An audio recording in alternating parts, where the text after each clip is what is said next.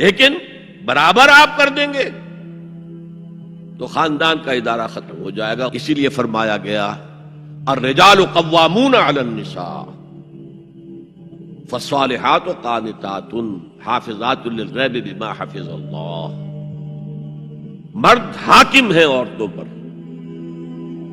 نیک بیویاں وہ ہیں جو اپنے شوہروں کی اطاعت کرتی ہیں.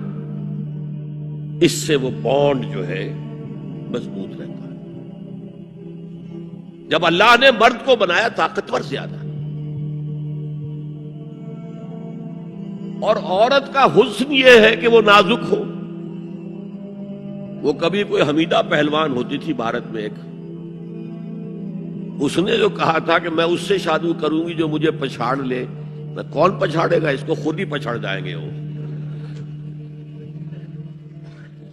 تو عورت کا حسن تو نزاکت میں ہے، لہذا بھاری بوجھ اس پر نہیں ڈالے. ملک کا ڈیفنس مردوں کا ذمہ داری ہے. نان نفقے کی فراہمی مردوں کی ذمہ داری، عورت کی نہیں ہے. عورت کا کام ہے گھر میں رہے، شوہر کے لیے اچھا ماحول پیدا کرے.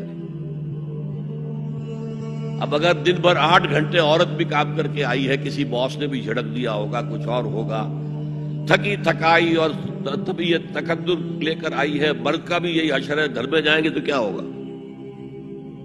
لڑیں گے. لیکن گھر میں رہی ہو عورت. پھر بچے آ جاتے ہیں، 1 بجے آ گئے، ماں باپ دونوں آئیں گے شام کو 6 بجے 7 بجے 8 بجے.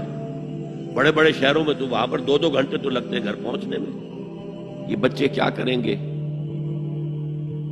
کس قسم کے تجربات کریں گے؟ یہ سارا بیڑا غرق ہو رہا ہے. عورت کے ذمہ نہیں ہے کام کرنا.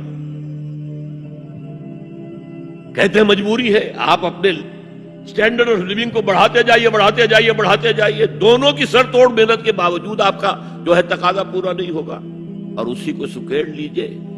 کمانا شوہر کا کام ہے، بیوی کا نہیں.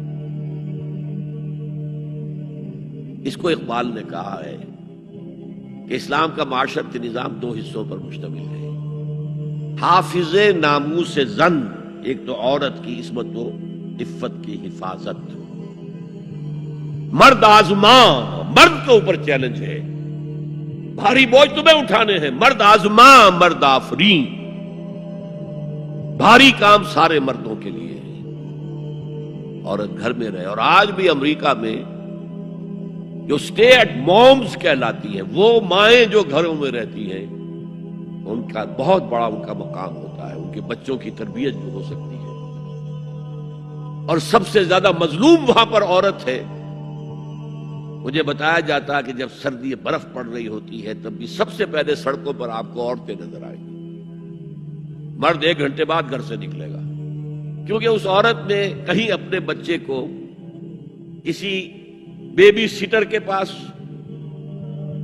چلڈرن کیئر کے پاس بھیجے گی، پہنچائے گی، پھر اپنے آفس جائے گی. شام کو آفس سے نکلے گی، وہاں سے بچے کو لگی، پھر گھر آئے گی. مظلوم ترین عورت ہے وہاں پر. دونوں بوجھ ڈال دیے اس پر. حمل بھی وہ اٹھائے، ولادت کی سختی بھی سہے، اور معاش کا بوجھ بھی ڈالو اس پر. واقعہ یہ ہے کہ آج کی عورت انتہائی مظلوم عورت.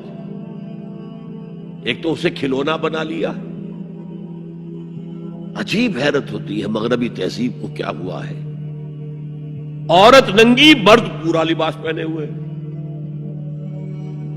پینٹ بھی ہے اور کوٹ بھی ہے اور سوٹ پورا ہے اور ٹائی بھی ہے، اور عورت ننگی ہے. اور شدید ترین سردی کے اندر ٹانگیں ننگی ہیں اس کی.